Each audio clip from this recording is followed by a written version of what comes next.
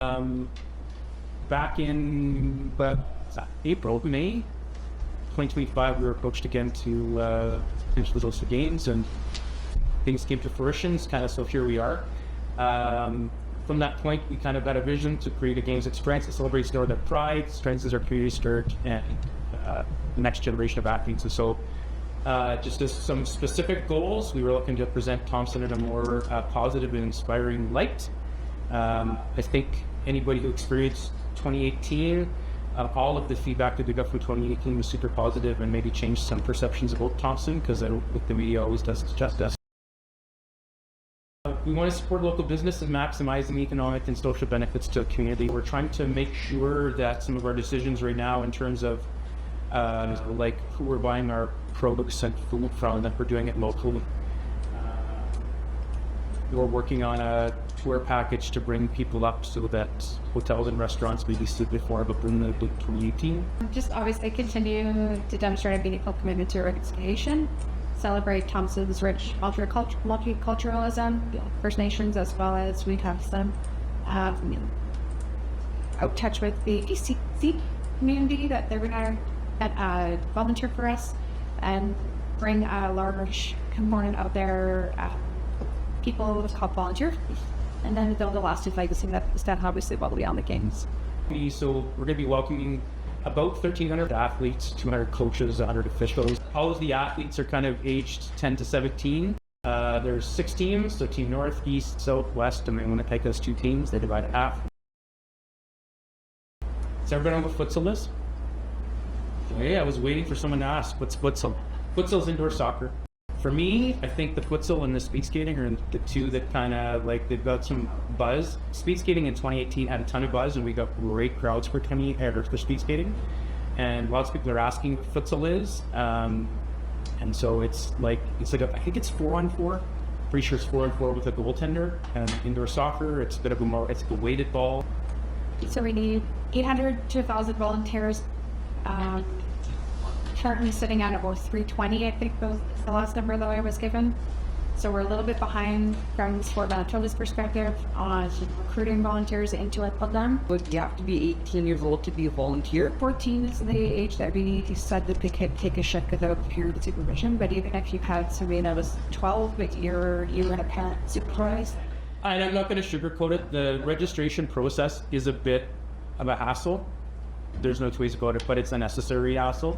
The message I would give is put the information in that, like, in your mind you think is super relevant. Obviously your name, your email, phone number, that sort of stuff, and then hit save. And then what the process is going to do is it'll give you all these red flags, the areas that you've missed that are required. Go back, fill those few, and that's probably the easiest way to go about it. It is easier to do it on a computer rather than your phone. Yeah. Even if you don't know what your schedule is going to be, March 1st to 7th, the week of the games, get registered, and then it gives us an avenue to connect with people. We have female athlete village in the upstairs classrooms of Artie's Bedford.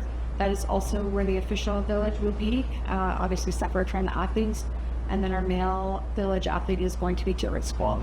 So everything is really condensed for the games. It's situated around TRCC, Artie Clipper, and Deerwood School. So that is certainly a plus for certain things like transportation and whatnot. All of our venues are so close. Where the kids are eating and where they're competing is all within 200 yards. It's all right there, and so that creates buzz.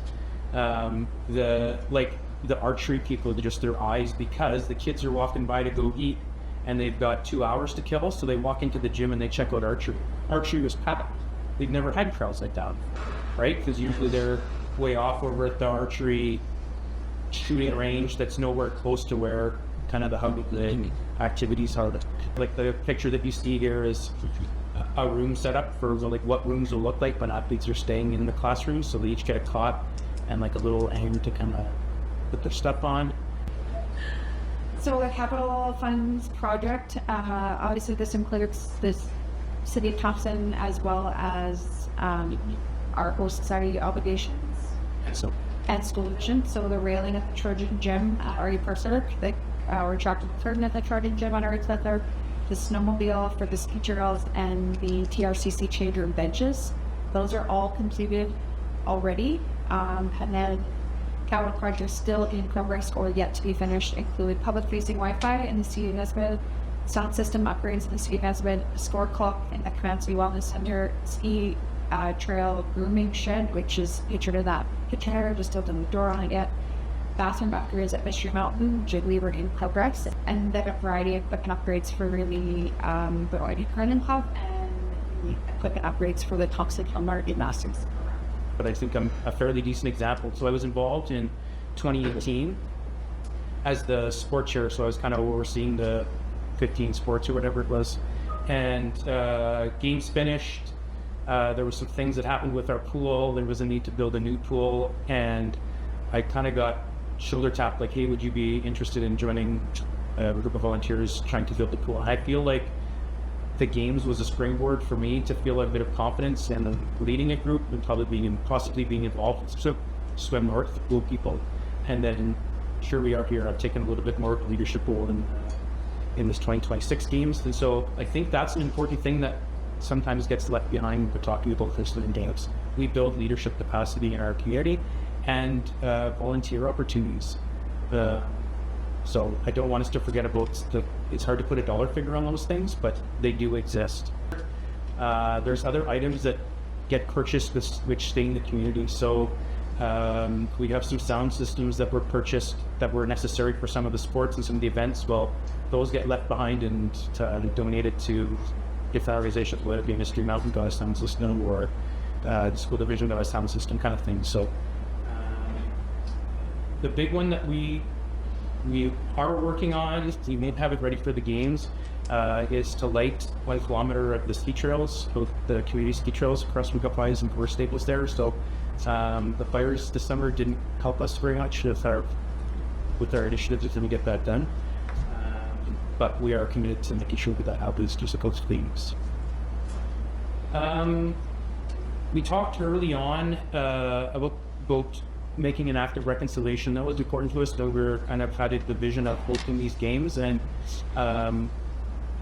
we felt like a pretty, I don't want to say easy, but a reasonable leap for us to take was to include more free language in our games, and so we've been committed to that from day one.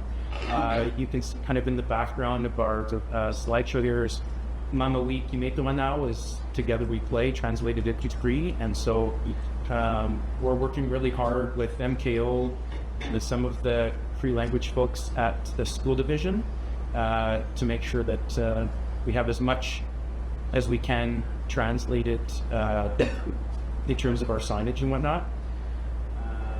Those are pictures from the cross-country ski trails. On the left was shortly after the Thanksgiving weekend snowstorm that we got.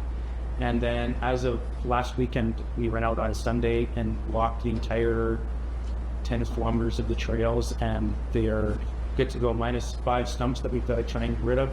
The ski trails look unbelievable. So we just need some snow now, which I'm sure is coming, but other than that, the ski trails look fantastic. We had a ton of volunteers from the community come and help us out. We had city crews going through with their, they've been helping me say this walk too. So I just want to say big thanks to everything that happened, because it's like, it wasn't a great feeling to be able to see the picture on the left and like how we're going to deal with this.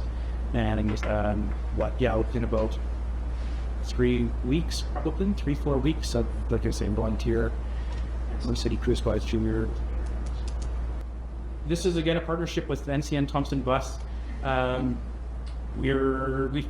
Jimmy Pelk has got some rooms reserved. He's arranging the buses. We're just trying to finalize some pricing. We have a commitment to have that finalized before our next board meeting. It's going to be an amazing thing where we get to highlight Thompson, because all eyes will be on us during that week. So it's a huge opportunity for Thompson to once again showcase what we're about, and be proud of it. And I think it's good to note that the Sport Manitoba bus came with all the people who toured our venues and was very kept on. We got that good feedback from them on how they look in our city. So I think that's kudos to our staff and to Cavalry City. Just how you guys kick off us right now would be to promote obviously our volunteer, get your people signed up. We have an online 50/50 that's already started. I think the faster that pod grows now, the bigger it's going to be. And then if you are interested in purchasing merchandise, it's also available through an online store. And it can be shipped to your house shipped to TRCC and can be picked up at TRCC. Probably our Facebook is our biggest presence right now. 2026, Manitoba Games, that's committee. And it has every link on there for the online store, the 50/50, and the registration for volunteers. And